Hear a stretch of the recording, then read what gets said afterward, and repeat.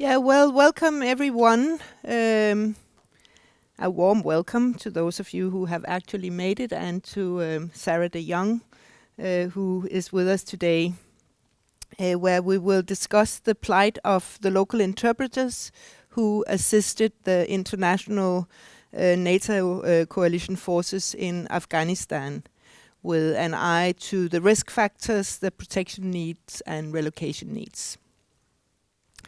And with us, we are very lucky to have Sarah de Jong from the University of York, and she is, to the best of my knowledge, the leading scholar on these issues, on Afghan and also Iraqi local interpreters employed by Western armies and how countries have dealt with that.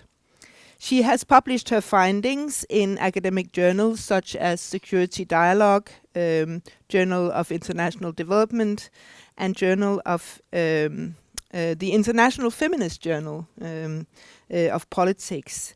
And in May, she published this report, Divided in Living Together, which is a comparative study, and she will talk about this today. And as you can see, she has a co-author called Dimos Sarantidis, who's not with us today.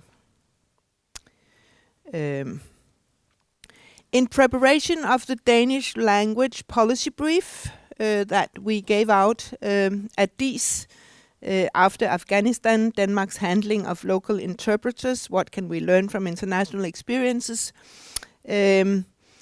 We actually contacted, among the various experts we contacted were Sarah. And she helped us a lot and shared her knowledge, her networks, her contacts very generously with us.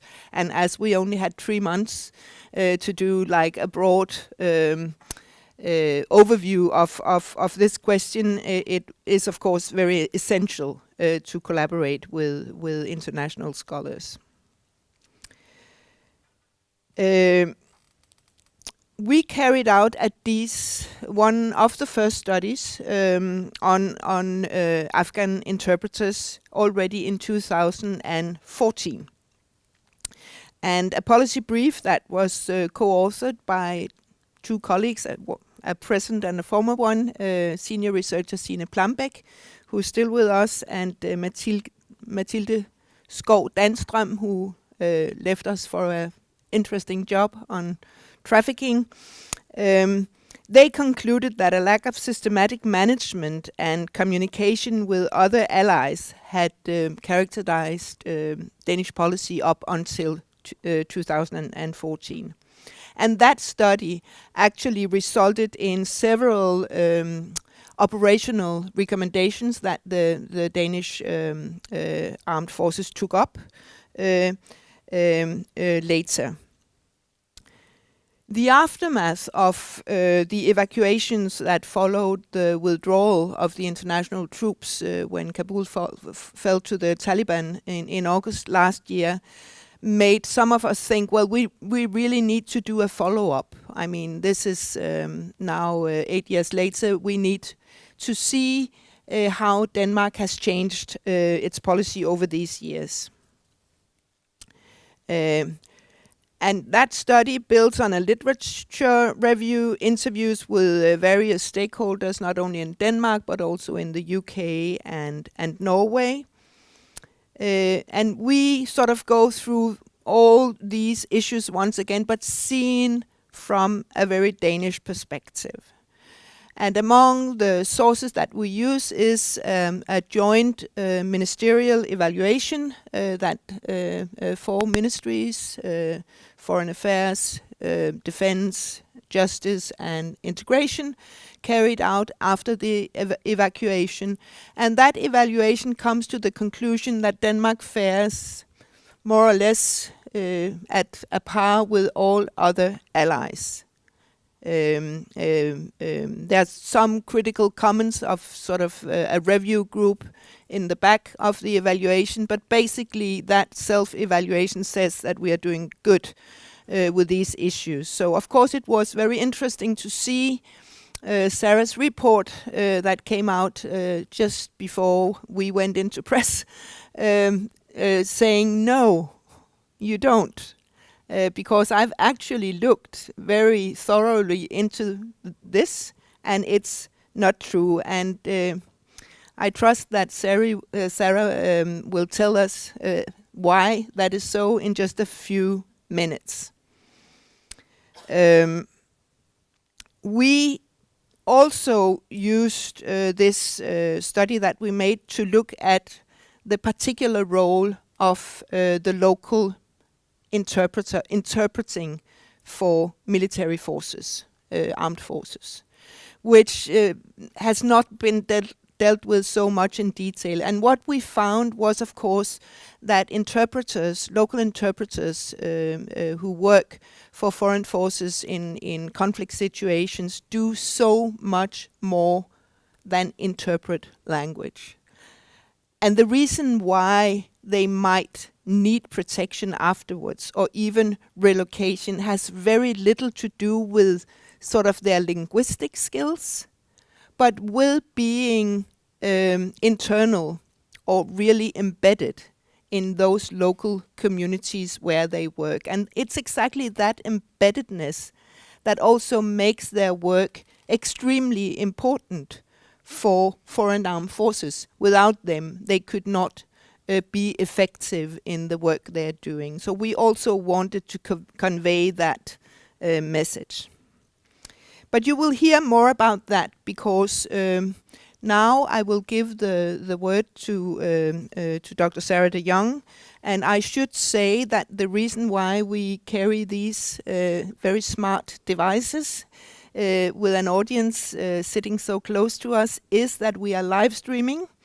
So we have more people following this sitting elsewhere. And when we start the Q&A after Sarah's presentation, you will also be asked to use a microphone because otherwise those with us from outside the room cannot hear what you're saying. So without further ado, Sarah, the floor is yours. Thank you. Yours. It's working, right? Yeah. Just I see the low battery sign is on, but let's see how far we get.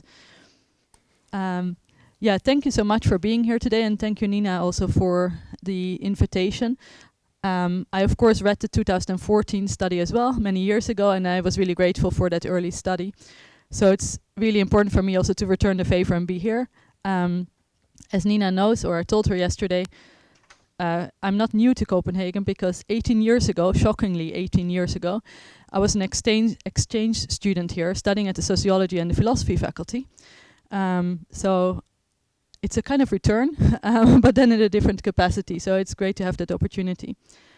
I started this research in 2017, and indeed, this report, of course, is a much more timely report. I started at the time that this was a topic not many people were interested in. That was why I was so grateful with that 2014, report. So I will just here give you some overview first of my personal points of departure with the research that I started in 2017. I will then place Denmark in this comparative perspective and then also move on to some best practices examples. As you can see here, the report was called Divided and Leaving Together, and that title is a play on Jens Stoltenberg, the UN Secretary General's, the NATO Secretary General's announcement that we would be united in leaving together. But clearly, when it came to the resettlement of Afghan interpreters, we were not united at all. There was no harmonized program, even though these people were working for an international mission. So that also meant that there was a kind of lost opportunity in terms of learning from the practices of other countries. Now, Nina is right in saying that the Danish government's own report concluded that Denmark was doing at least as well as other like-minded countries. And I thought it was very interesting, that language of like-minded countries. With that, I meant the Scandinavian countries and my own country, the Netherlands, which I know fairly well as well, and I followed the debate really closely.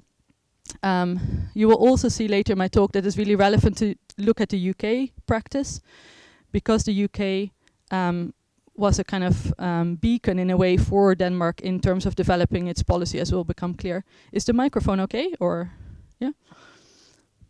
Further? Yeah, better? Okay, great. So, points of departure. So, as I said, I started this research in 2017 at a time that not that many people were interested in this at all. And the reason I started was that I was really interested in the role of kind of mediators, go-betweens in international politics. So we often hear, of course, in international politics about a kind of us versus them dynamic, you know, the West versus the rest, etc. But even if we look historically at confrontations between colonizers and colonized, for instance, there were often mediators, go-betweens that mediated those power relations.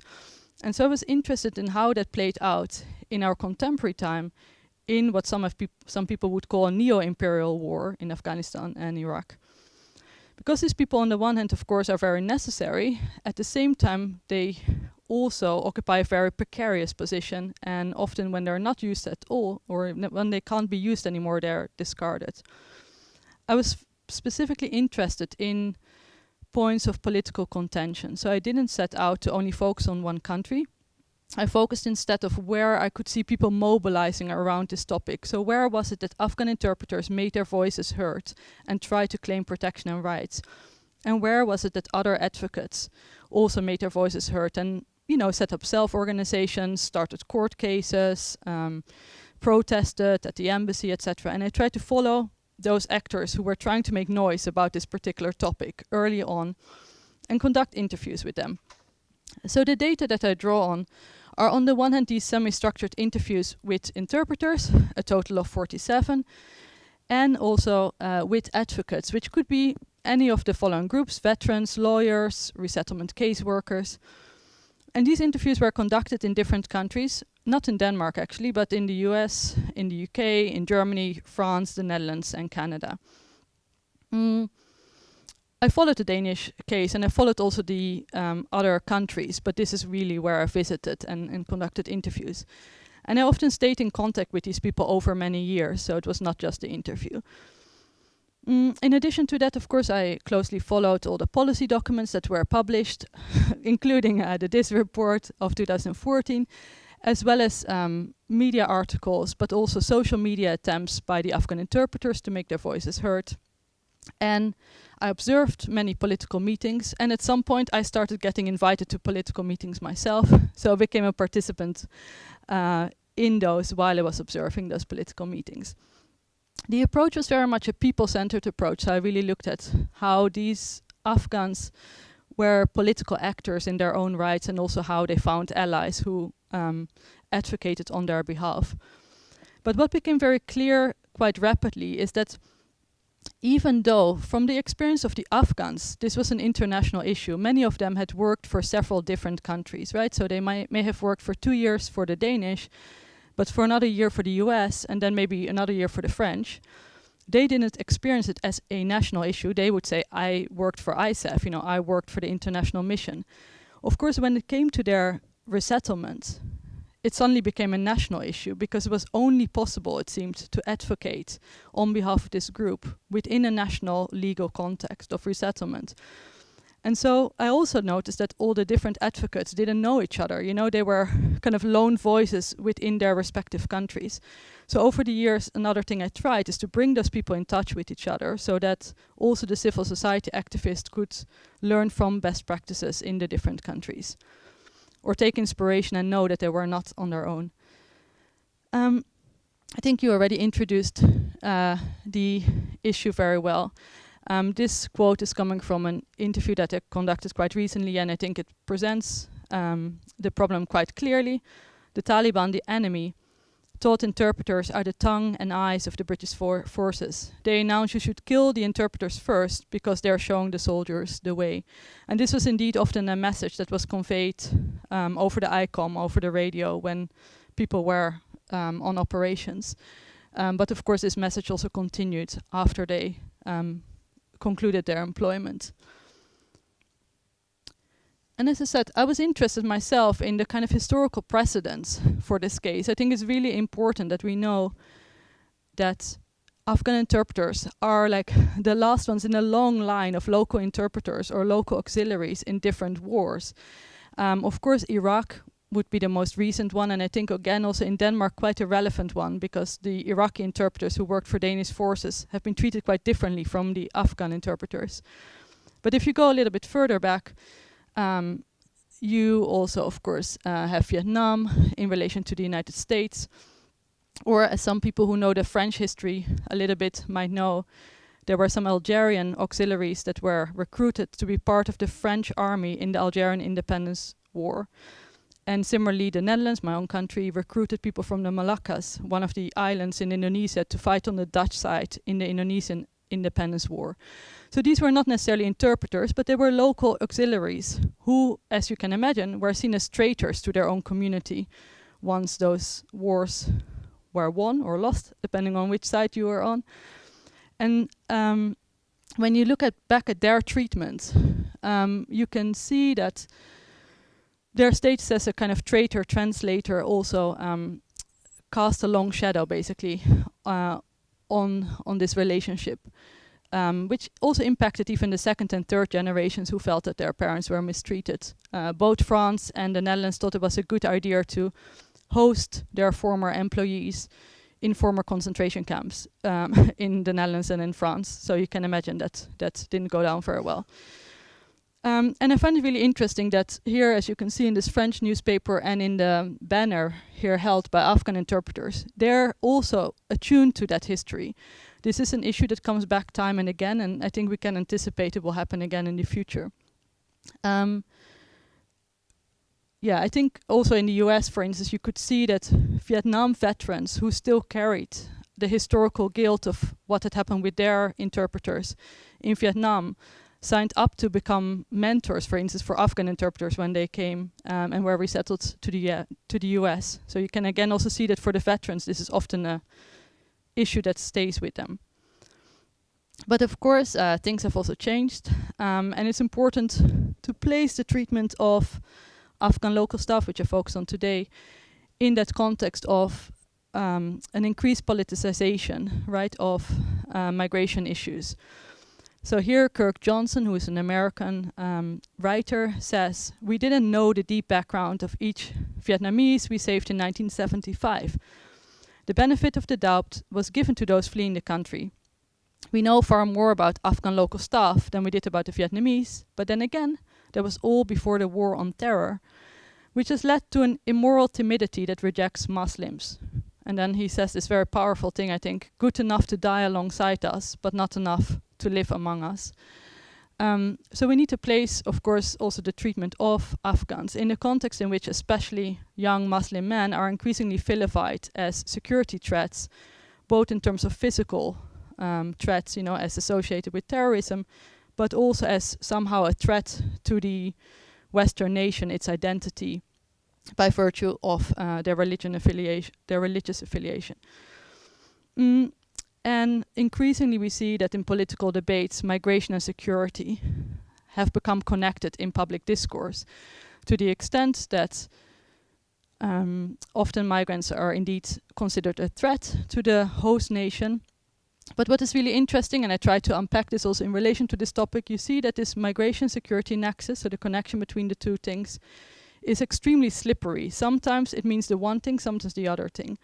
When it comes to Afghan interpreters, for instance, you often hear that the military would make an argument that we should actually treat our former interpreters really well, because it could be a threat to future security of our nation if other people wouldn't be willing to become interpreters for us in a future conflict. Or they say, Trump is a good example. You might remember that he introduced a so-called Muslim ban, right, where migrants from Muslim countries weren't allowed in the US.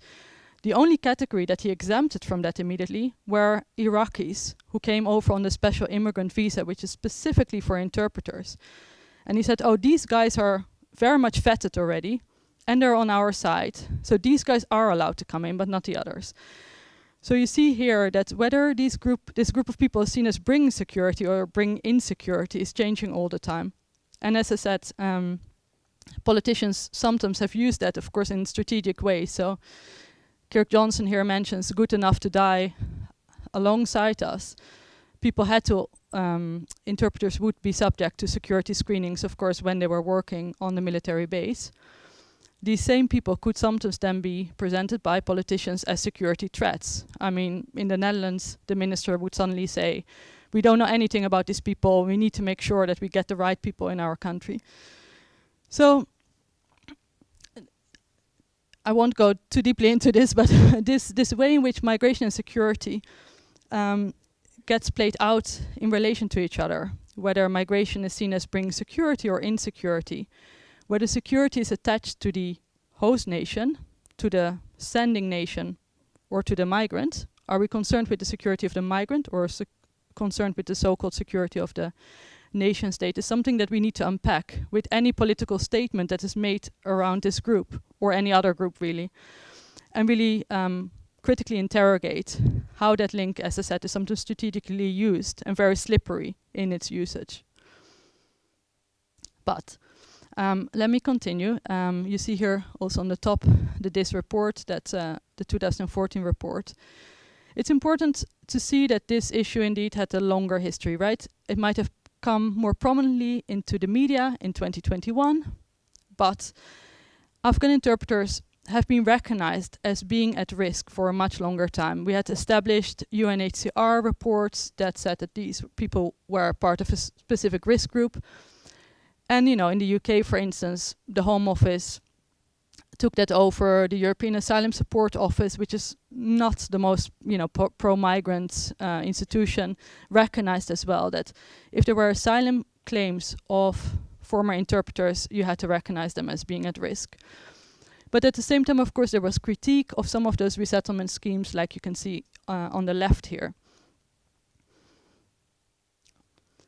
So focusing in really then on Denmark. As some of you already may know, when it came to Afghanistan, not Iraq, but with Afghanistan, the Danish government decided that it didn't want to directly employ any Afghan interpreters anymore. So they decided to employ them only in two different ways. First of all, they made a deal with the UK forces in that they could, let's say, borrow their interpreters for the Danish missions as well. Secondly, they made a deal with Mission Essential Personnel, which is an American contractor. And for part of the mission, they had interpreters through MEP, through that contractor. So when it came to the question of how do we actually protect our former interpreters, the UK and Denmark in 2013 came to an agreement of how they would also share the burden, let's say, quote-unquote burden, of the protection of their former interpreters. And as you will see on the slide here, it says here the agreement implies that Denmark will enter into an agreement with Great Britain regarding a coordinated Danish-British management of the interpreters and other LECs in Afghanistan. It says that there is a kind of Danish adaptation of the British policy because things had to fit in the kind of Danish national legal framework, of course. But on the whole, the package that was agreed in 2013 looked very much like the resettlement package that had been agreed in the UK at the time. And the resettlement schemes were twofold, basically. One, you had an ex gratia scheme, which was meant for those interpreters who were working for the British or the Danish forces during the drawdown of most of those forces. And they, of course, became redundant because there was a decrease in the size of the troops. And because these people were fired, made redundant, they had a special package for them, which basically said either you can get some money for education, or you can get some money just for other kind of training and employment. Or finally, if you fulfill some narrow criteria, you can also come to the UK. There was a separate, or to Denmark, there was a separate package which was called the Intimidation Policy, and that said, if you weren't among those who were made redundant at that very specific time frame, but you're still facing threats due to your employment with us, you can apply for this intimidation framework, intimidation policy, by showing and documenting that you're receiving threats, and if we indeed warrant the threat level high enough, we would bring you to the UK or to Denmark, depending on how long you worked for each of the countries. Now, quite a few people were brought over to the UK, at least, under the ex gratia policy. So there were some people indeed who were made redundant, who had worked for more than 12 months outside of the wire, as they say so, in exposed roles, who came to the UK. So about 450 people came between 2016-17. Fewer people came to Denmark, but there were people indeed who also got issued a visa under this ex gratia policy and who could then claim asylum in Denmark. That was the deal. Then there was also the Intimidation Policy, as I said, the one which was for people who were under threat. That in the UK immediately was a complete failure. Most people only got some internal security advice, and it's really funny because when you submit a Freedom of Information request in the UK and you see what kind of advice they get, they send you a sheet which is completely redacted, like only black lines because it's so secret. But some of the interpreters have shared the advice with me, so I've seen it, and it literally says things like, don't wear a very flashy watch, check under your car for IEDs, for improvised explosive devices. And I mean, it's unbelievable. Like, it is a kind of Lonely Planet appendix. You know, it has nothing to do with serious security advice. And it's very unlikely that people who have worked on the front line for many years wouldn't be already aware of any of those issues. It came to the point where hundreds and hundreds of people had applied to the intimidation scheme in the UK, and 0 were accepted to come to the UK. So, as I said, we have a functioning ex gratia scheme and a non-functioning intimidation scheme, taken over, as I said, by Denmark. And then in 2017, the Defence Select Committee of the UK Parliament decides that we need to have an inquiry about what is happening to the scheme. And they come in 2018 with the following conclusion, and this comes from a conservative chair of the Defence Select Committee. It's not somebody who's pro-migration, not somebody, not somebody who's necessarily pro-migration. Anyways, he comes to this conclusion. We accept that many people at risk of intimidation may have been relocated already under this ex gratia redundancy scheme, but its cutoff date, while reasonable from the perspective of redundancy, risks excluding those employed too early to qualify, who are also at risk of the Taliban vengeance. Such people could only be saved by the proper application of the, and then he says, hitherto useless intimidation scheme. This is extremely strong language for a parliamentarian in the British government. The government should therefore invite the LEC Assurance Committee, that was kind of oversight committee that had to check if this scheme was working, to consider how to apply the existing terms and conditions of the intimidation scheme in a looser and more sympathetic way. In doing so, the MOD, the Ministry of Defense, should also look at the policies adopted by other ISAF countries, such as the capped visa program used by the US. As part of this work, the government should move away from its relocation in extremis, so only relocation more or less when you're already dead, and adopt a more needs-based approach to the intimidation scheme. Otherwise, the scheme will lack all credibility.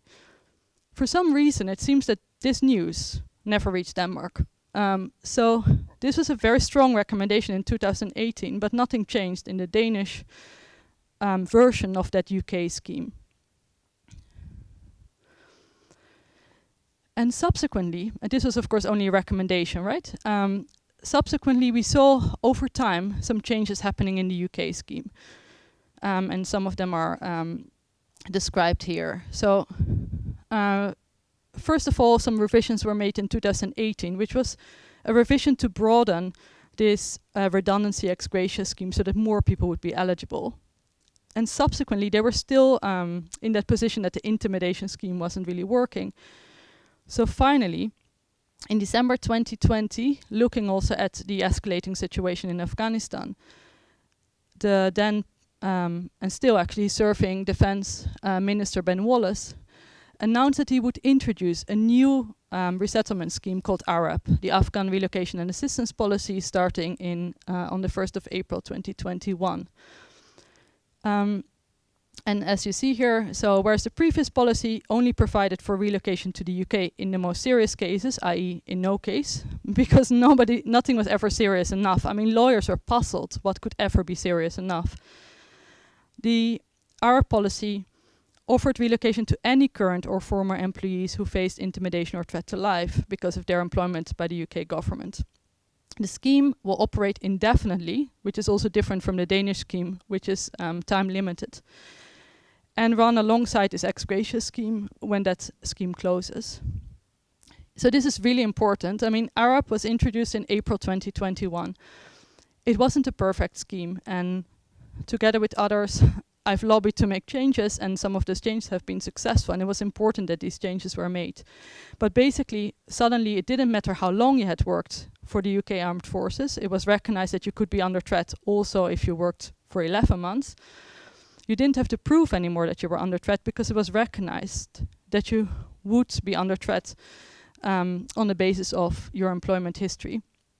And what also helped is that the UK held a very clear database of their ex-staff, so it was easy to apply because they had the data of everybody. So if you look at the resettlement practices comparatively of the 8 countries that the report focuses on prior to August 2021, you can basically look at a few different characteristics. And of course, this is always somehow a simplification. The report gives much more detail, but as you know, journalists and other busy people, politicians, they like an overview like this. So you can look at when resettlement routes were introduced, with Canada and US leading the way, the US as early as 2009. You can look at who was actually included. Was it only interpreters, or was there a recognition that security guards, for instance, or cultural advisors would also be at risk? You could look at whether subcontracted staff were excluded from resettlement, which is one thing that the Danish government had also indicated that they were interested in. They put themselves at a distance to their employees by only subcontracting through MEP or through the UK. So how much was the application, the relocation scheme, advertised? The Dutch, for instance, they were very nervous that if we would put it on a website, then the whole world would apply. So they kept it very secret, which didn't help, of course. Was the protection time limited? How long of a resident status did you get if you would apply? What would be the base for rejection? I mean, France is an interesting one. It's the only country where they asked the French soldiers, not anymore, but they used to do, they asked the French soldiers to indicate how well they thought somebody could integrate in France. And I've seen some of those assessments. And certain comments are, for instance, again made about Ahmed is a very good interpreter, but he's a very pious Muslim, which may, you know, inhibit his potential to integrate in France, which is a very interesting conclusion to draw, and one that then took away from their protection. Also, interestingly, there were interpreters who spoke English with the French army, and they often tended to get rejected because they didn't speak French. And finally, I looked at which countries kind of came into action when in April 2021 the withdrawal from Afghanistan was announced, right? So which countries anticipated that there wouldn't be a lot of time anymore? Yeah, and I leave it to you to find Denmark here in the red and the green boxes. So I'm sure you have heard this discourse about we were completely surprised in August when the Taliban took over the country so quickly. We couldn't have anticipated that exactly. And that's why so many people are now left behind, or that's why it was such a scramble, etc., right? I think it is true that within that 2-week frame, it was of course very difficult to evacuate people in an orderly manner. But I also think it's not true that one, I think it is the case that interpreters were already long at risk. As I said, this was also internationally recognized by many institutions such as UNHCR. And I also think that civil society organizations that had close contact with interpreters and other local staff knew that time would be limited. Again, I don't know if you know the geography of Afghanistan well, but Kabul, of course, wasn't the only place. The focus should never have been on only waiting until Kabul fell. And the German army, for instance, left on the 30th of July in the middle of the night. They left Mazar-i Sharif. immediately spurring an internal flight by many former interpreters who had worked for the Germans, right? So these people were at risk, or at increased risk already at that time. On the 1st of June 2021, a group of 17 organizations, including one that I'm involved with in the UK, wrote this letter, which we addressed to the Secretary General, as well as to the different heads of states of the countries that we were active in. And I just show it here because I always think it's amazing if you read it. At the time, they thought the withdrawal would happen on the 9th of September, as you might, or 11th of September, as you may recall. So we wrote, time is running out to protect NATO's local Afghan allies. In 100 days, on the 11th of September, it should be completed. The current acceleration could leave as little as 30 days. We call on NATO member states to act immediately to evacuate LECs and their families, etc., etc. And we have here a part where we say the undersigned are acutely aware of the realities on the ground. Our organizations are in daily contact with former and current Afghan LECs whose lives are at risk, right? And I mean, you know, to say on the 15th of August that you were surprised is just something that is really at odds with the knowledge that we already had at the time. And you know, the letter wasn't just sent to those different heads of state, right? It got media attention in the different countries, from, you know, Australia to Germany. There's a reference to it in the Danish press as well. So what then happens during the evacuation? Again, it's hard to really compare because it's chaotic, it's short, and there is not much policy that is explicit at the time. It's often that is only kind of retrospectively justified, let's say. So we can look at which countries were really late in starting. You can look at those who kept adhering to relatively narrow eligibility criteria or relatively unclear criteria. Some people made it on the flights who maybe by the letter of the law shouldn't have been on there, but others were left, etc. And then finally, we look at the ongoing resettlement practices post-August 2021, as well as the way in which people are hosted. What's really interesting is that Denmark hasn't continued the resettlements post 2021 much, whereas most other countries have. And I think one of the most important ones where Denmark really stands out is that the protection for local staff is so incredibly time limited. I don't know, again, if you're aware, but it's only 2 years, right, that people get protection status. And after that, or already now, they can apply for asylum with slightly uncertain outcomes, of course. And again, this is quite interesting because all the other countries have either one of the two schemes, but Denmark kind of combines a bespoke resettlement scheme giving people status under this specific law with then having to go through the asylum system. So other countries, let's say France or the Netherlands, they also ask people to apply for asylum, and like Denmark, you know, they give them an entry visa to then do that. But people go through an accelerated procedure, and once they get asylum, you know, they have refugee status and they're relatively secure. Other countries, Australia, Canada, US, have bespoke, UK as well, bespoke resettlement options. People don't have to go through the asylum system at all. Those who come to the UK, for instance, now get indefinite leave to remain immediately. They have much more access also to applying for citizenship, for instance. But Denmark combines this very, very short time frame with insecurity and a kind of transfer between different systems, where of course we will only learn once the 2 years have expired what will really happen with this group. Okay, how much time do I still have? Great. So, I guess when I mention best practice examples to an extent, we can also see that there are, with that, not so good examples. But I try to focus on the positives here. So what is important in the treatment of Afghan interpreters pre-resettlement?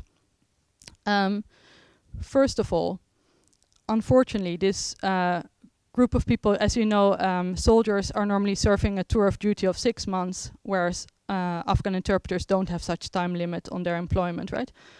Now, of course, some soldiers will do different tours of duty, and the US soldiers did a 12-month tour of duty.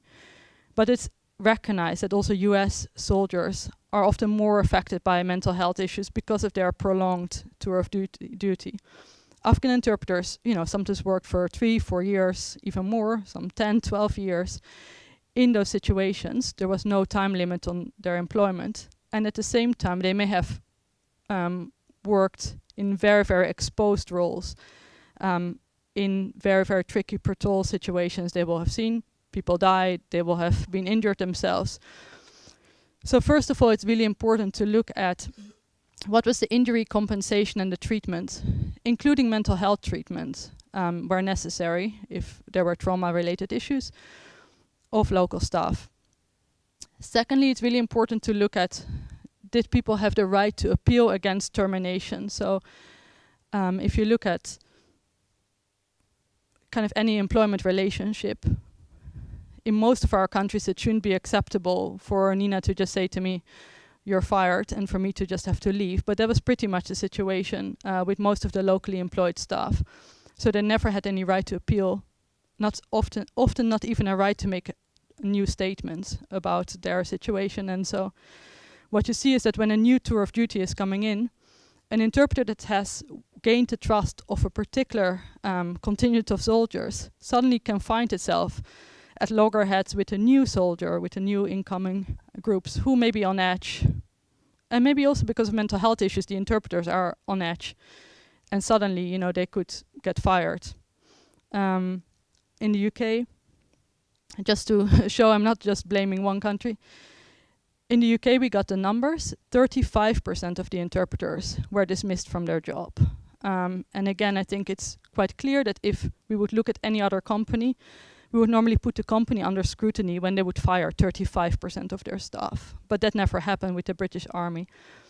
And when you kind of break down why people were fired, many of the things are like returning late from leave, sometimes because people didn't want to return, sometimes they were at weddings, at funerals, sometimes because transport in Afghanistan is not so reliable that you always make it back on time. Carrying PEDs, personal electronic devices, which yes, was forbidden. And of course it's a security risk inside the military base, no doubt. But as I said, again, because of their extended employment, people did have sometimes mobile phones to phone their families. But also, as I said, confrontations between Western soldiers and Danish UK, whatever soldiers. And in the UK we managed to remedy this and we changed this, but initially, when the new resettlement scheme was announced, they said that no one who was terminated could apply for resettlement.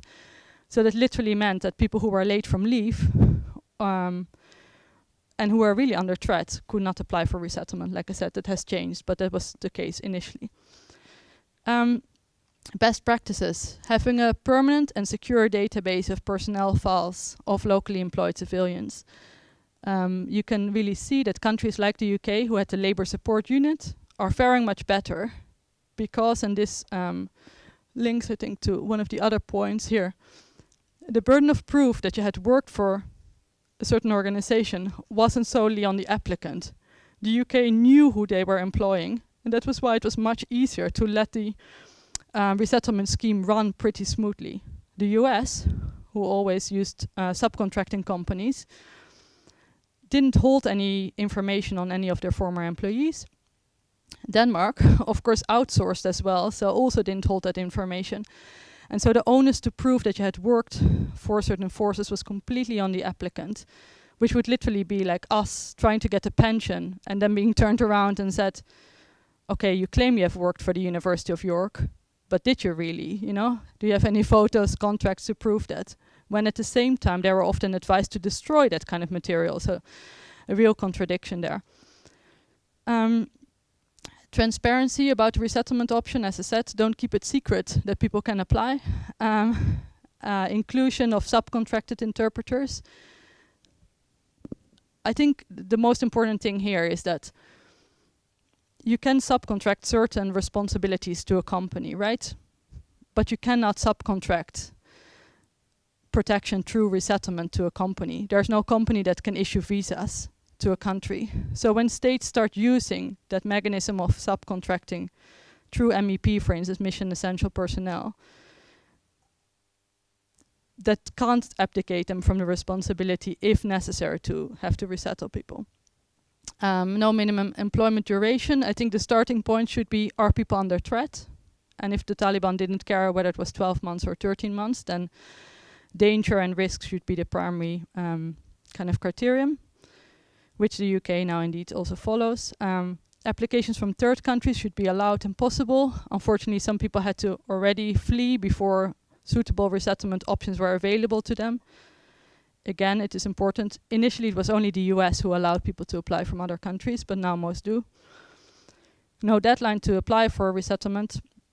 And also, at the moment, of course, facilitate crossing to third countries for applicants without passports. So, unfortunately, again, with the situation in Afghanistan, I mean, we can just calculate, right? More and more people will have newborn children who don't have a passport, just because of the length of time it has taken that they are now living under Taliban administration. Many people are in hiding, or there's very little job opportunities, so their savings are gone. They often don't have the resources anymore to apply for a Pakistan visa. So there's some very good examples of countries negotiating with the Pakistan government that on certain days people on the list can cross without having a passport. So the Netherlands, for instance, in July had a very clear instruction for provincial reconstruction team security guards who were left behind, for interpreters who were left behind, for people working for the European Union police mission who were left behind, that they should come to this specific Torkham gate in Pakistan, that if they would make it on the Pakistan side, there was a security company that was paid for by the Dutch. They were brought to Islamabad, where the IOM, the International Organization of Migration, took over, did their screening, and then brought them to the Netherlands. And the US and UK, for instance, have done that to an extent as well. Denmark makes much less use of such option. Note that many of those best practices, as I said, didn't naturally come about, but they often came about because of the pressure of civil society, including veterans, once they saw that the scheme wasn't working, hearing the kind of ground truth from people.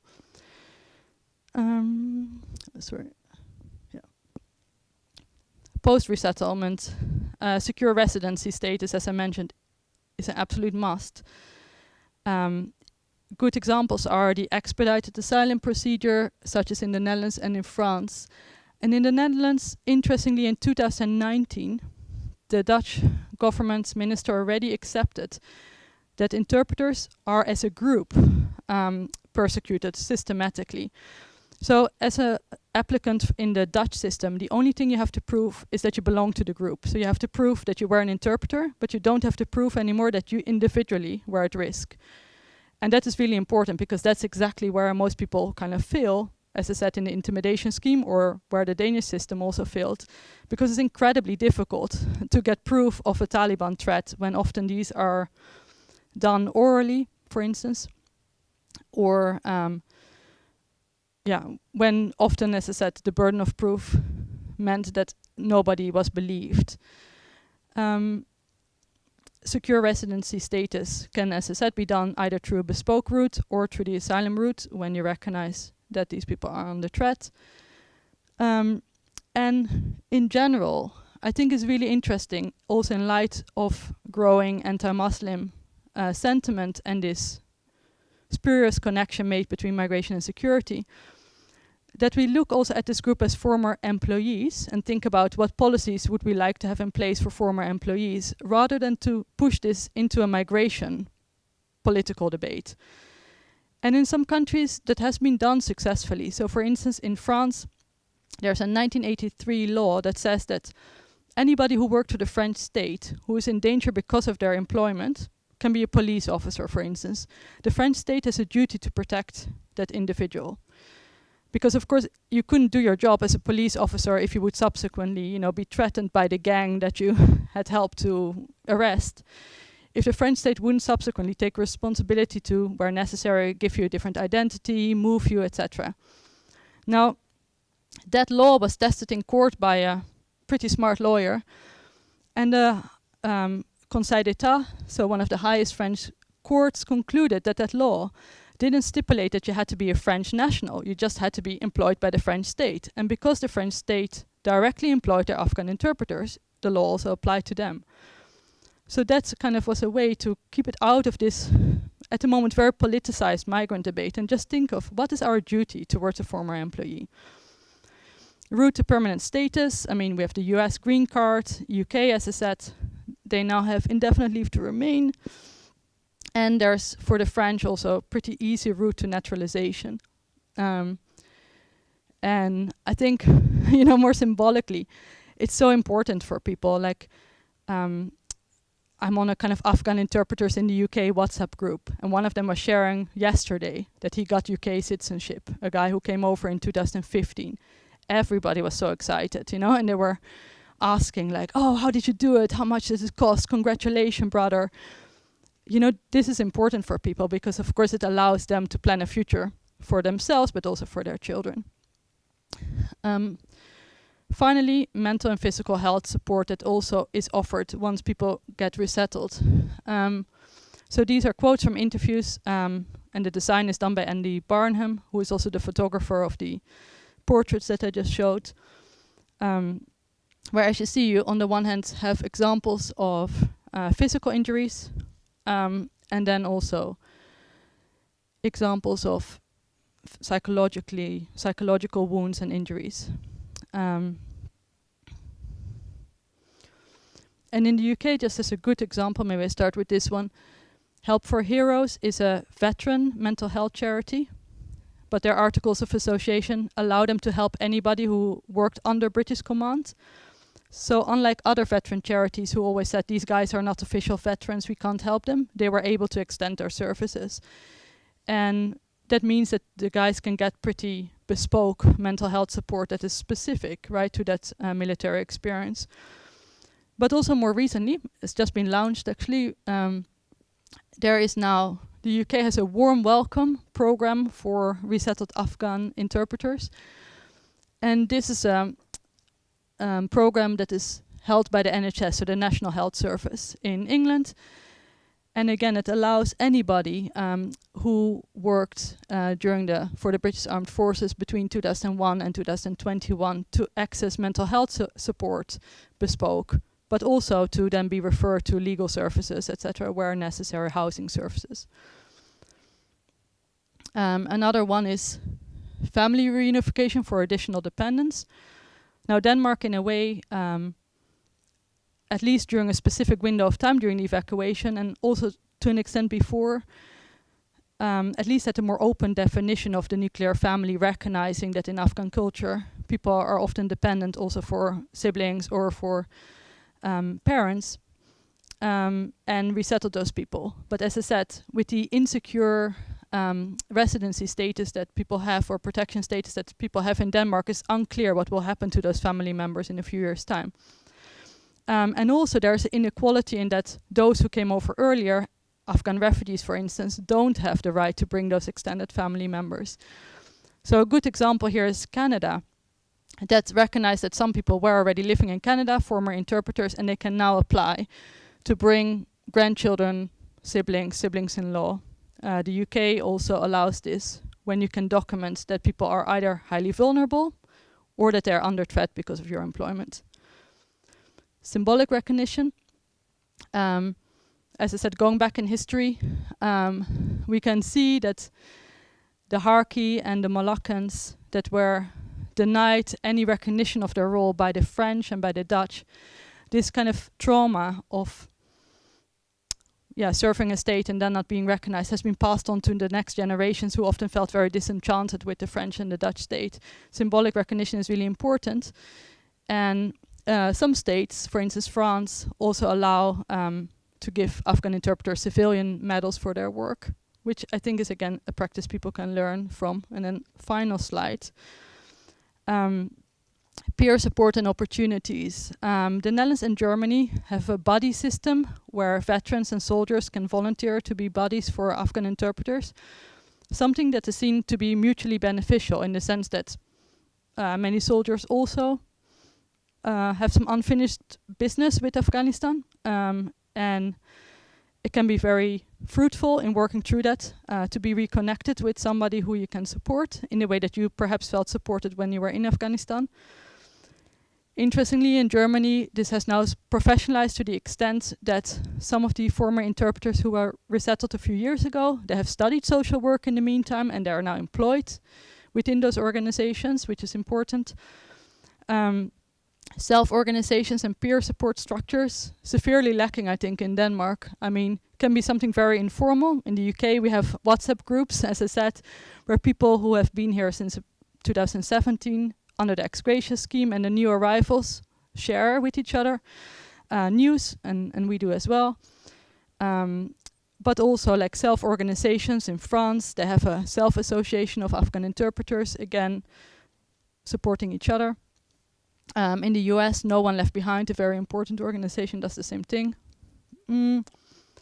Recruitment of former interpreters into resettlement NGOs as permanent staff or for cultural awareness trainings. So what we see, for instance, in the UK is that Help for Heroes, the military charity that I just showed, they realized that the way Afghans talk about mental health is not exactly the same, of course, as the way British people do that. So what is a way to, really accommodate that group? And it's really important that that expertise and experiential knowledge of Afghan interpreters is recognized. And because they often came over a longer period of time, we now have people who know the host country's ways as well, and they could provide a pivotal function there. And finally, also find other ways to thrive. We always try to say in the UK, it's not just about surviving, it's also about thriving post-resettlement. So the UK has offered bespoke university scholarships. I know education is free in some other countries, but in the UK this is really important. And again, they're called warm welcome scholarships. Then finally, if you're interested in some more resources, as I said, I've worked together with this photographer who is also a veteran, Andy Barnham. We are doing a traveling exhibition with the portraits and quotes of those Afghan interpreters to raise awareness among, the general public. We have an art catalog here as well. You can have a look if you want. And a digital version can be found on YouTube. There's the report, also available online, of course. A range of academic articles. And finally, in the UK, there is a UK charity that I co-founded that advocates for the rights and protection of Afghan interpreters.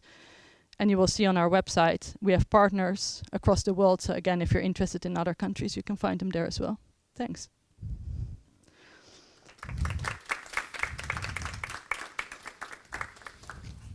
Come and have a glass of water. Thank you. Thank you so much, Sarah.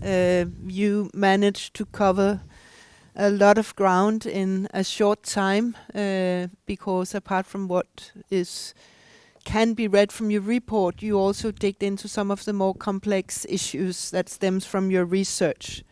I will open for questions in just a minute, but I think one of the issues that really springs to the eye when listening to the knowledge you have produced on this is,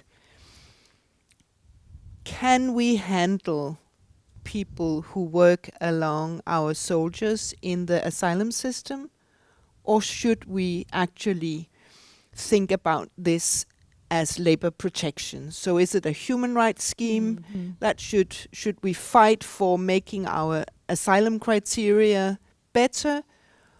Or should we say, no, this is a particular case that needs to be handled in a special way?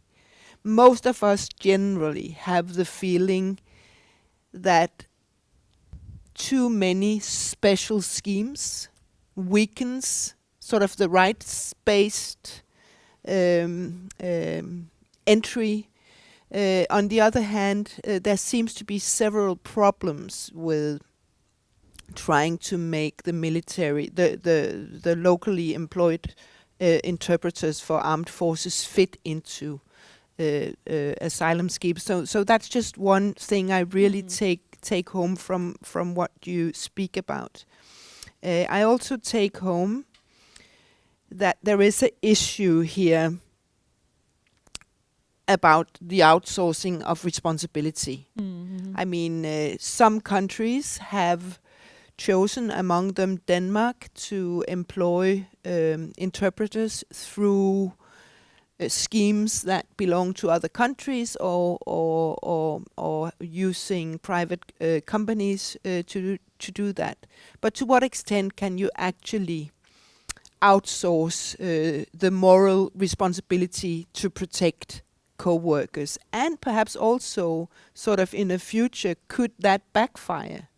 I mean, if you get a bad reputation for not taking on that responsibility, could you be the military force unable to get interpreters in the future? Because everything points to that locally employed interpreters are not going away in the kinds of modern warfare and peacekeeping operations that our military engages in.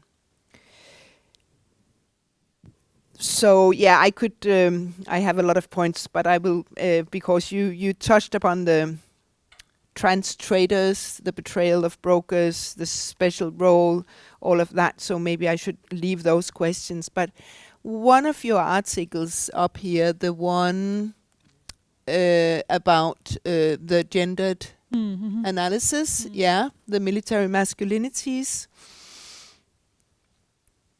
I mean, I found very inspiring because you sort of make a dual analysis of both the interpreters, but also the soldiers they serve among. So if time allows, and you can think about it a bit maybe while answering other questions, I just wondered if we could have a few more words as to what a gendered analysis of locally employed civilians might actually bring forth that do not come forth from other issues. Do you want a short reply, or would you rather think about it and I open? Yeah, that's fine. Yeah, let's do that. Yeah. I've made notes, so I can handle multiple So ones. please, audience, feel free to comment, ask questions. I see at least 2 hands here. And maybe you can say who you are. Okay. Hi, I'm Hannah. We've been emailing. I work at the Migration Museum of Denmark, and I interview Afghan evacuees in Denmark. Thank you so much for that, and I've been reading your research. First, I just wanted to talk about the comment about Denmark being more open to not just looking at the nuclear family in terms of allowing people to be evacuated, because I've heard that narrative, but from my interviews, I've heard a lot about families being separated on Afghan soil. So I'm just concerned about like a lack of awareness of that family separation, and I'm worried that Denmark is somewhat getting away with it because it all happened in Afghanistan. So not quite a question, but something I'd love to hear more about. And then on a very technical level, I was wondering, the interpreters agreement, was it based on the ex gratia redundancy scheme or the intimidation policy, or both? Both. Okay, so it's like an amalgamation of the two. Both schemes have been taken over, Okay. simultaneously. And then it became one scheme. No. I don't think I understand. Both schemes are part of the Danish interpreter Agreement. Yeah. Okay, yeah, great, thank you. Hi, my name is Yulun Jefferson. My father was an interpreter in Afghanistan, but he was hired by the US, so he was on the American camp. While my husband is an engineer in the Danish forces, so he's worked in the British camp. One of the things you were talking about is how Danish forces are utilizing UK's rules and laws. Could it possibly be part of the reason that they use also the British camp, the fact that it's a smaller funded military compared to US and UK? So is that a way that they could maybe justify doing this?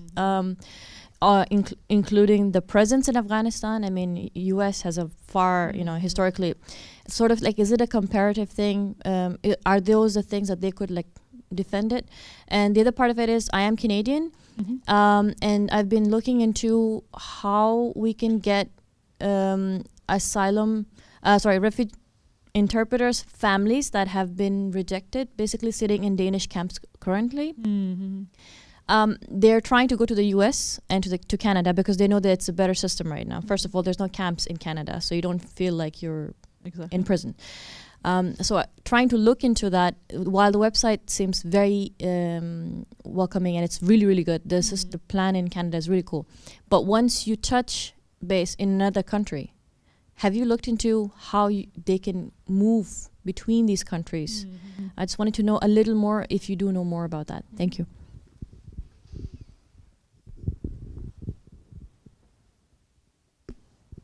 I think you should go. Okay. Where shall I start? Right. So, outsourcing responsibility is really interesting because, I mean, one important thing that I didn't mention is that some of the private contractors that were employing interpreters have since become bankrupt. And so they literally do not have any of those files anymore. And this is again the point where putting the onus on the applicant is extremely unfair. This happens especially with those who worked for the US, where literally their files are non-existent. And again, I mean, it's very easy to anticipate that this also again happens in the future. The other thing is, of course, that contractors made a lot of money in this kind of military-industrial complex. And so when it comes to the question of where would interpreters prefer to work, I interview a lot of people who have worked for the UK and the US. Clearly you prefer to work for the UK because the cuts that companies such as MEP were making meant that the salaries were significantly lower if you worked for a US private contractor compared to the UK, where you were directly employed. So there was nobody taking an extra cut of your salary. Interestingly, of course, these companies fared financially rather well most of the time, but indeed were relatively powerless now in these situations. So there are some companies that actually have tried to lobby national governments to take responsibility for their workers, but then found themselves in a position where national governments were not listening to those international companies. But there are also international companies that have not done enough for their workers. And only last week I worked together with an investigative journalist in Canada who is looking into Garda World, which is a big international company based in Quebec that is receiving a lot of state money from Canada. They now got a 3 million new Canadian dollar subsidy. Yet at the same time, they employed or contracted security guards for the different embassies in Kabul, for the Australians, the US, and the UK. And many of their employees are still in Afghanistan, literally, in hunger.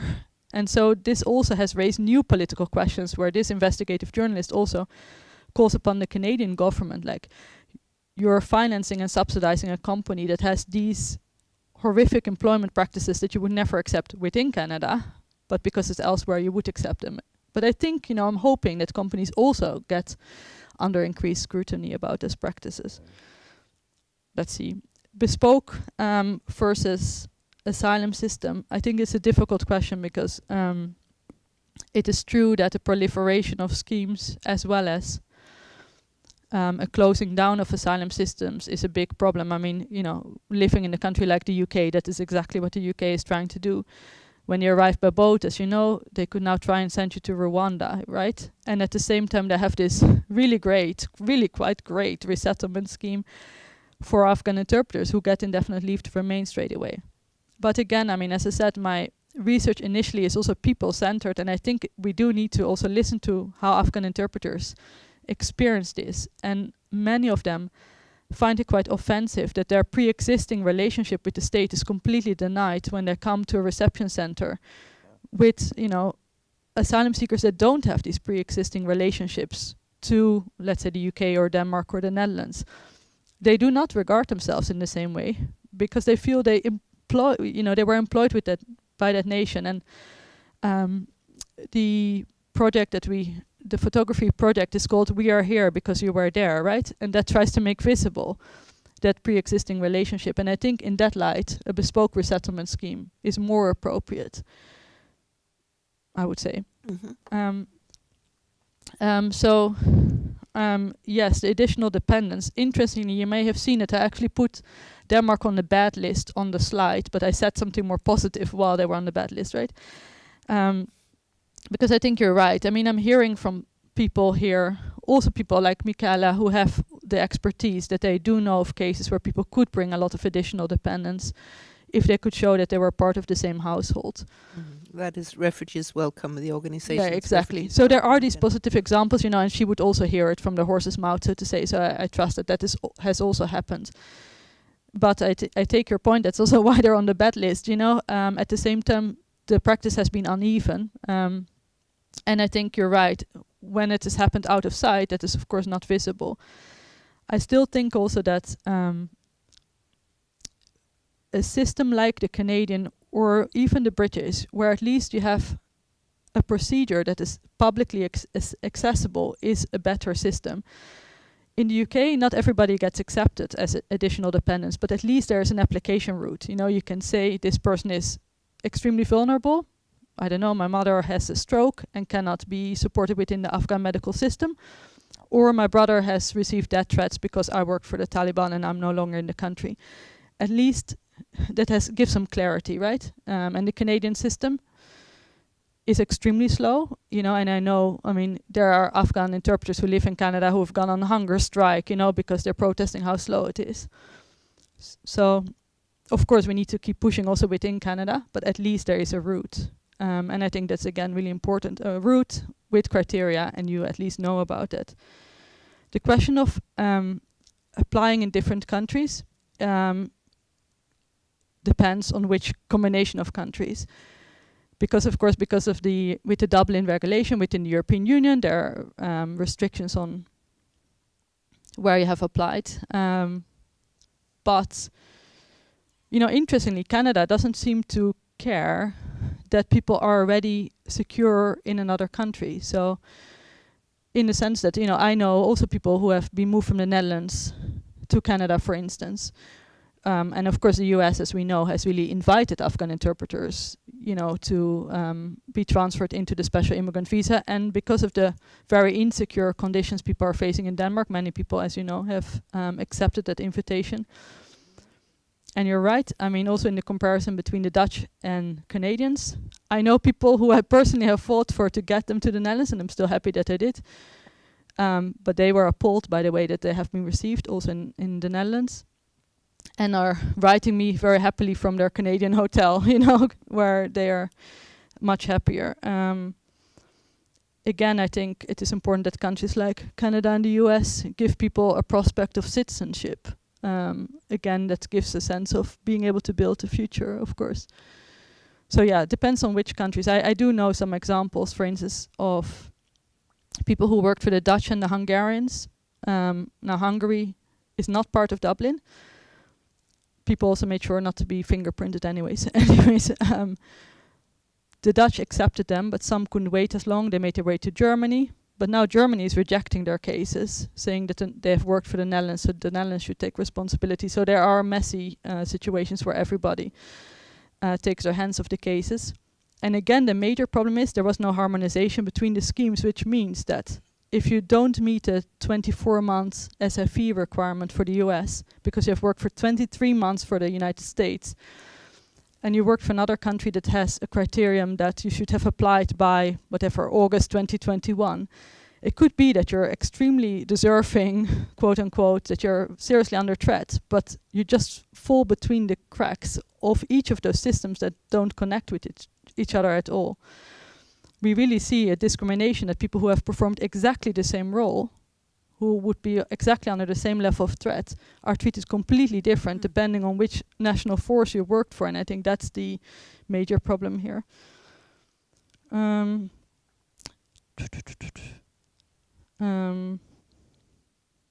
What else should I answer? Have I done them all?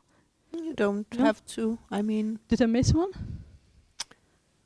do we have more questions? We have Hans Lucht, senior researcher at DIS. Hi. Is it work? It's work. Thank you for a very interesting presentation. I work with migration brokers in the Sahara, and I know it's a completely different situation, but still, the figure of the broker, I know that you have worked with that also in your work. So I was wondering if you could say a few words about that, because that's maybe also part of the explanation that's more difficult to put your finger on, but they are obviously mediators between two very different worlds, and they're insiders and outsiders at the same time. Yes. So how do you deal with that as a nation state, bringing these perpetually outsiders into the fold, so to speak? And also, is there anything in this broker figure that you see as maybe emerging or central in a globalized world where, there are many reasons why different actors would want insiders/outsiders to work for them, and whether that would be, something you have any comments on? Thank you. Are there more?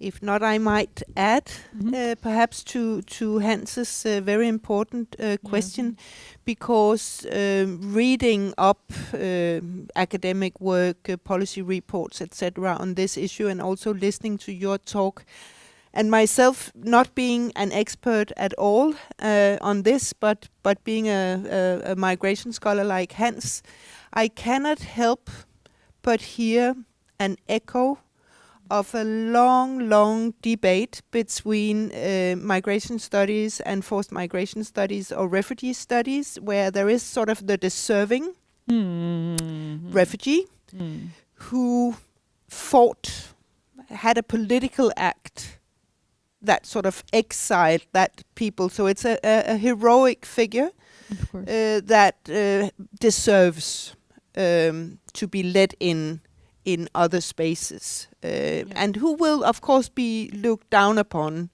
by his own or her own nation state because the people left that country. So the betrayal is to the home country, and the heroic past is what gives entry. Whereas, say, the unaccompanied Afghan minor, who has been struggling in urban underworlds, as Hans would call it, for years, on his own or her own, struggle to get to Europe, is this economic migrant not as deserving of protection, because the motive is not sort of seen as a critique of the home country that forces that person out.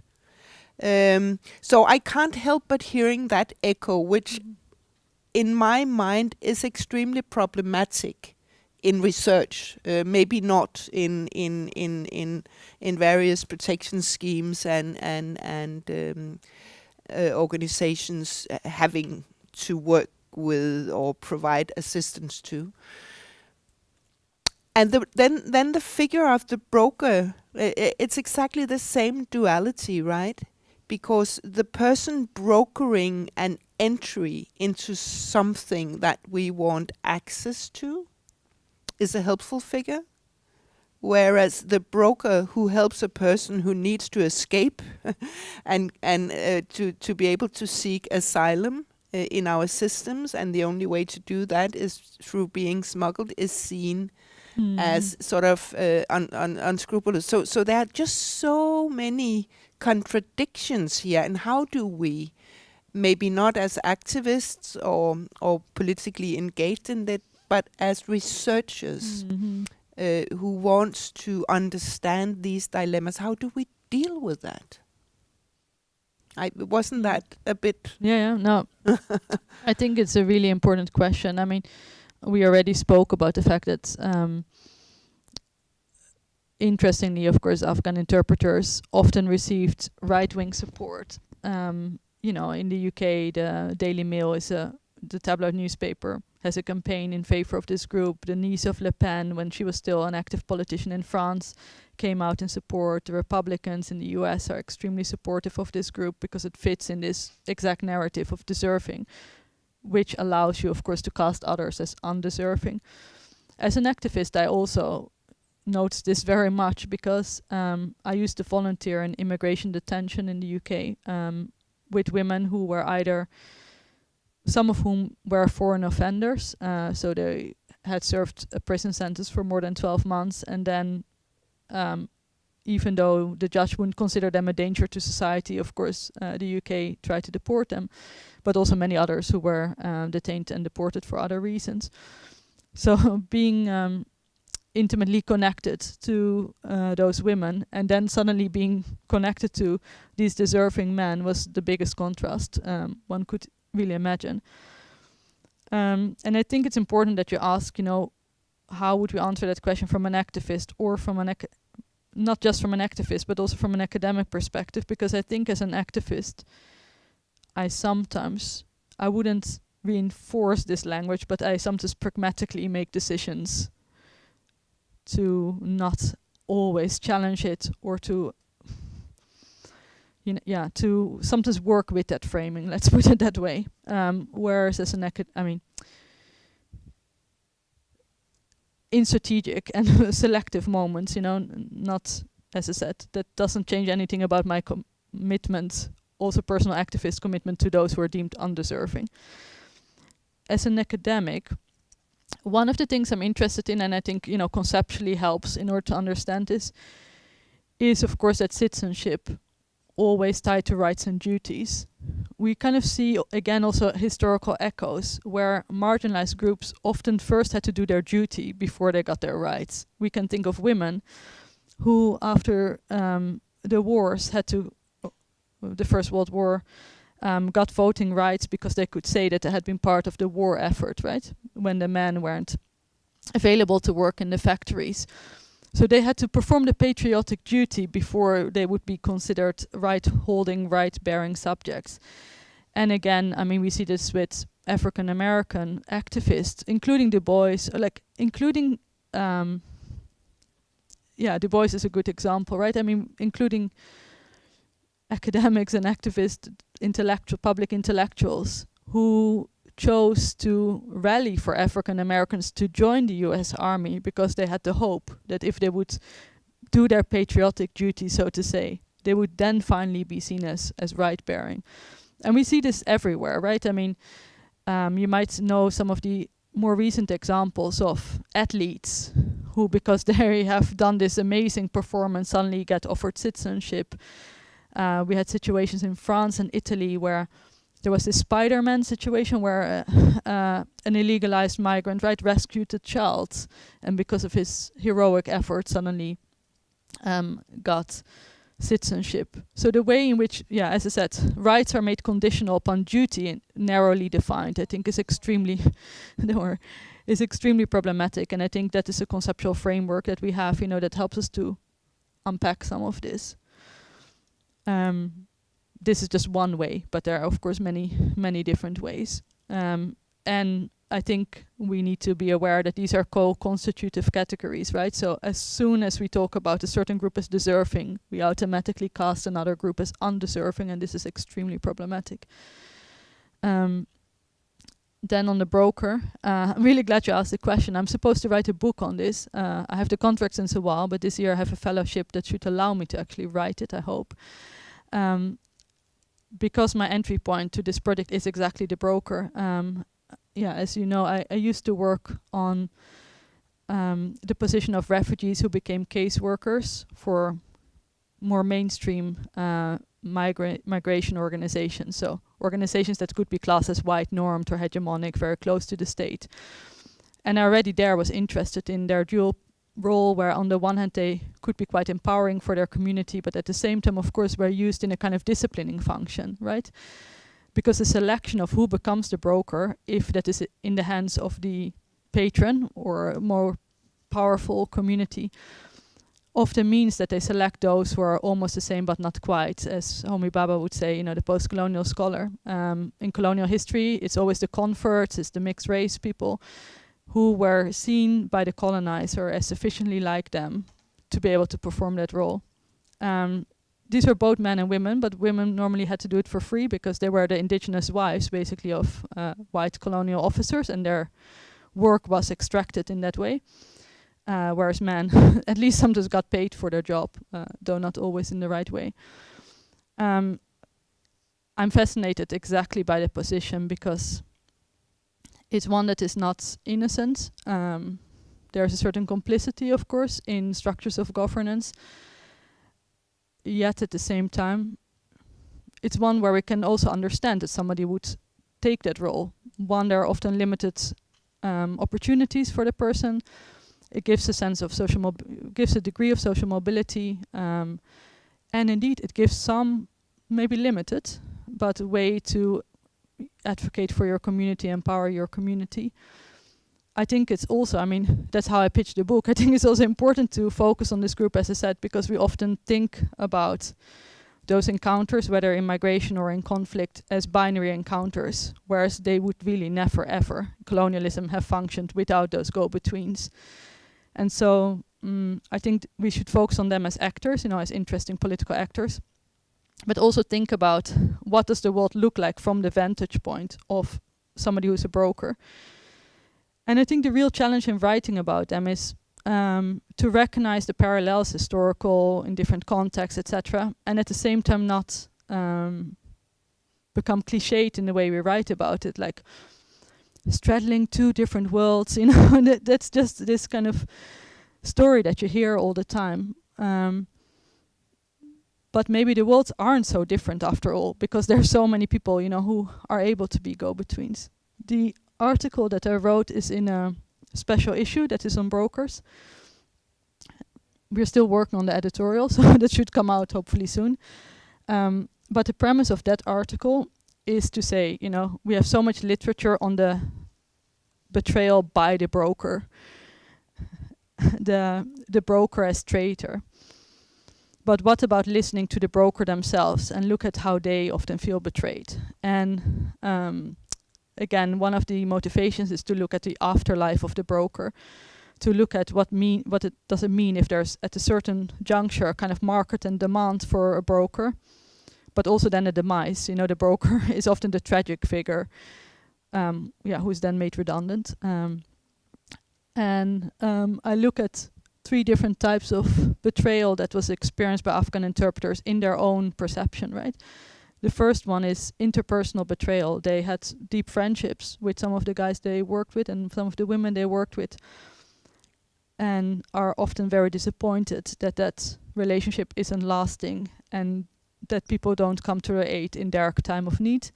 Secondly, a form of institutional betrayal, a commitment to the institution of the army, for instance, the British Army or the state. And finally, a sense of ideological betrayal. Whatever we think about the war in Afghanistan and on what, under what precepts it has been fought, quite a few Afghan interpreters were 17, 18, 19, 20 years old. They did believe in that rhetoric, or at least to a limited extent, about bringing of democracy, human rights. And again, given the situation that we had before in Afghanistan, understandably, many of them, of course, themselves refugees already in Pakistan, returning in 2002 to Afghanistan. And so they feel also ideologically betrayed that the promises of the Western mission don't come true when it comes to their protection. And then I look at what kind of conditions, not just in this case, right, but in general, facilitate brokers' betrayal, and what conditions could counteract brokers' betrayal. So the betrayal of brokers. Subcontracting, of course, facilitates it. Army officers who go against the official advice not to keep in touch can counteract it to an extent. But anyways, I look at different things. And I use pretty broad literature, including on political election brokers in Indonesia, where again, there's often literature. Edward Aspinall, very famous work on defection by political brokers. But it never, exactly, the question is never, but what about the broker being disbanded or. So yes, I can talk a long time about this. I'm sure we will still be in touch. Yeah. It has to be with the mic and brief. So I'm just going to continue off that. I'm doing my thesis on something like that. So it makes a lot of sense, sort of like the broker being like a juggler of different hats, because there are minorities, ethnic minorities. Afghanistan is a land of minority ethnicities. Yes. And so a lot of these people, they're not just, they don't even want to call themselves Afghans. They don't like that terminology. They want to be Hazaras or Uzbeks or Tajiks, you know. So they have to deal with their identities constantly. And then there's the belonging, like the political belonging, politics deciding where you belong and where you do not belong. But then once they move out of Afghanistan, they're in Denmark, Canada, they have to reshape themselves again and again and then again. So it was very interesting how they can't ever be the right type of migrant, like I said. Because even once they've arrived here, they still have to keep on changing who they are. I mean, be they the brokers or... A brief reply. Yeah, I'm also interested in following to an extent in how far they continue their role as brokers. So, I gave in a way as a positive example that some of them got jobs with resettlement agencies, something that I also have written about in a more critical way. But like on surface level, I do think it's important that people with experiential knowledge get work in these sectors. I don't think it's good that they are often expected to interpret and do casework. I also don't think it's good that they never make it to management positions, etc., etc. But I'm quite interested in how some of them indeed continue that role after resettlement in different ways, right? I mean, there are people who become kind of brokers in business agreements between Iraq and the US, and they take that role, as I said, people working for resettlement agencies. I still think it is always a challenge when your skill or the only skill that is recognized is something that is seen as embodied in you, your culture. Exactly. What does that mean? And especially in a context where, as you said, soldiers, yes, they learned something about ethnicity, but when they had their cultural awareness training, they would have been taught, this is how Afghanistan is, so there's also a certain manipulation almost of in order to broker, you have to almost pretend that there are these two different incompatible worlds, because otherwise you wouldn't be necessary anymore. There's some interesting work on the broker going broke. And maybe also as a self-critical point, I think in the interviews one missed opportunity for me has been asking more about ethnic background, which is a difficult one because I don't want to reinforce some of the stereotypes again about, no one is getting along in Afghanistan. And of course some of the guys I interview worked for the ANA, where they had a very strong combined Afghan identity. But I think, tracing a little bit more indeed, what the characteristics were, because again, the history of the broker also often shows that you have the kind of middleman who is of a different ethnicity.